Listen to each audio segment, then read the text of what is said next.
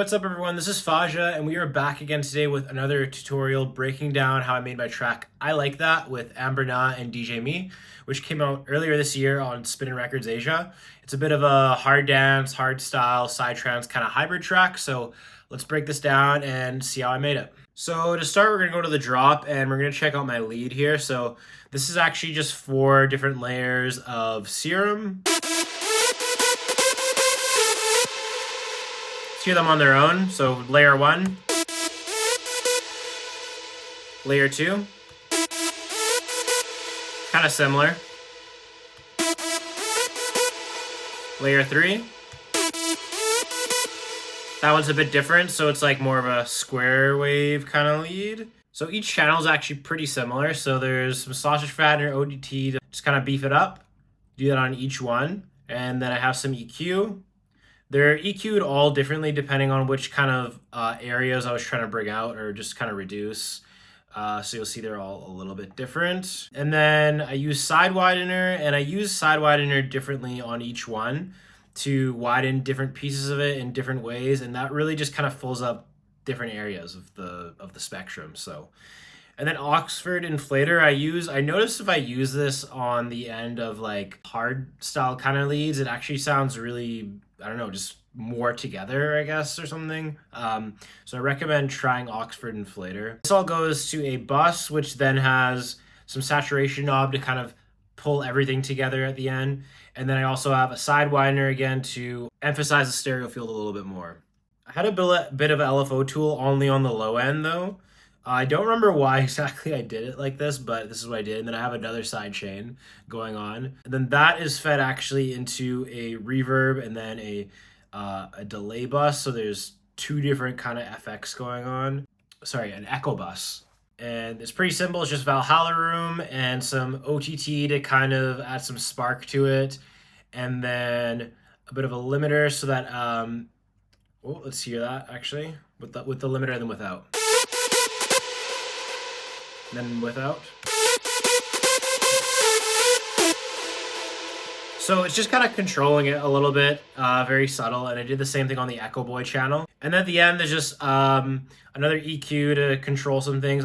I boosted the mono area so that the lead just kind of punches a bit more right in the middle. Then a little bit of Sue just to kind of clean things up a little bit at the end. And then here you're going to see I kind of automate like a fab filter, and that's just for like a telephone kind of effect that comes in here and there. And then I just have like some knobs, some filters that are automated and volume knobs that are automated. So that's nothing to worry about there. Next, we'll go to my kick area, bass line. So the kick's pretty simple. Just like a pretty kind of sigh kind of kick going on. And I just have some kick tweak on it, which really beefens it up. And then LFO tool to control the shape of it. Then for the bass line, I have this going on as a sub. It's like a reverse bass, and I boosted the sub range of it a little bit. And then the mid-range top end is a donk. So just kind of carved out the low end of it and then made it a little punchier, a little beefier with some attack, some sausage fattener, OTT, etc. Pretty simple. And then the effects are just kind of some sweeps. There's like a crowd noise to fill things up, make things feel a little like big, epic. Claps and hats. Pretty simple layers. To be honest, I wish I could have remixed this almost because I feel like I could do an even better job now, funny enough. Just some stabs here and there.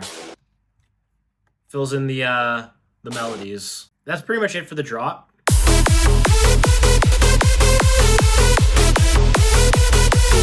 So altogether, it sounds pretty properly stacked, I'd say. And we'll move down quickly to the breakdown. And this is also very simple. I just have like a respace.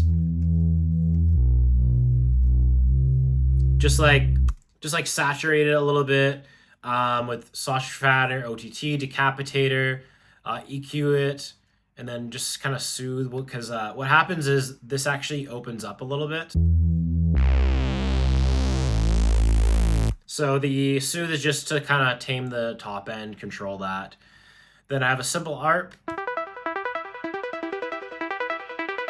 This is just like a Nexus pluck, And then kind of same processing chain, OTT, sausage fattener, a little SPL for attack. I actually don't use SPL anymore though. I use KHS transient shaper now. I like it better. A little bit of EQ, then a little tension string, just fills the top end, makes things feel a little mysterious, I guess. This is a splice vocal actually. I just pitched it up a bunch and sped it up. It was actually from like a tech house vocal pack or something like that. You got some breaks. So this part I'll break down a little bit more. So I have this like breaks loop, but I wanted to kind of bring out the kick a bit more from it. So I layered in my own kick.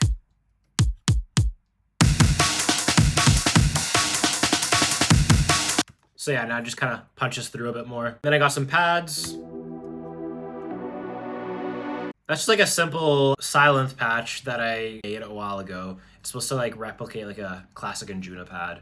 And that's like same chain. I just use EQ, some soothe, side widener, OTT, PsyQ to boost highs because it always boosts them very nice. You'll notice I use that quite a bit. And then moving on to the build, it's pretty much all the same elements except what happens is that I use Endless Smile on several of the elements on like the lead that slowly comes in.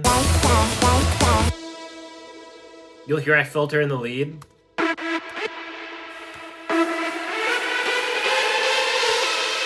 And then I use Endless Smile to build the tension. And I use the send here just to, or this like, it's called Fruity Send, but I use it just to control the volume because sometimes as the lead's opening up, the volume kind of increases, so it just kind of balances things, and then it cuts it out completely here so that there's no tail off from the Endless Smile or any of the effects. Just goes mute right before the drop. I have some pretty simple risers and sweeps that I layer. It's nothing overly complicated and just like classic Cashmere feel for that like that big room kind of vibe. And then we'll move on to this like pre kind of drop area. So this is the same thing. It has these leads and then it has this breakdown bass here, which is the Reese. But the Reese is fully open. And then I layered in some chords. And these are just like two silent patches. They're pretty simple. They're like saw waves. And let's see, I put them on the same channel. It just worked fine doing that, honestly. It's just simple EQing. They're really just to like kind of fill up that mid-range. And add some melodic content to it, so let's hear that. Yeah, so it's just, it sounds pretty together, I'd say. Nothing fancy going on, and then just some claps. And the whole all together, it sounds kind of epic. Okay, let's move on to the last drop, which is essentially the same thing. It's the same leads and whatnot, but what happens here is there is a different bass line. So let's hear that. So it's the kick, and then there is the different bass line, which is this. Which is actually, I pulled this up from an alert pack, but what I did was I pitched it down and processed it a bit differently. So has a couple different side chains on it. So what happens is I wanted to make sure those low frequencies aren't interfering with the kick. So everything under like 600 hertz is being sidechained much heavier, but then the mid to top frequencies you can hear a bit more. They're carved less steep because I really wanted that top end of the side bass to really punch through.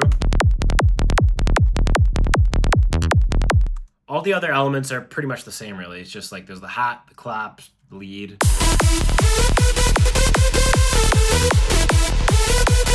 Yeah, that's pretty much it for the second drop. So I think that basically covers everything for this track. It's overall pretty simple. It was just a combination of random different classic hardstyle, hard dance leads, properly layering drums, bass lines, and just kind of getting a really cool melodic vibe going on it. So if you have any other questions about anything else in this track, anything you want me to maybe cover, just let me know. Be sure to rate, comment, and subscribe, and I will see you in the next video.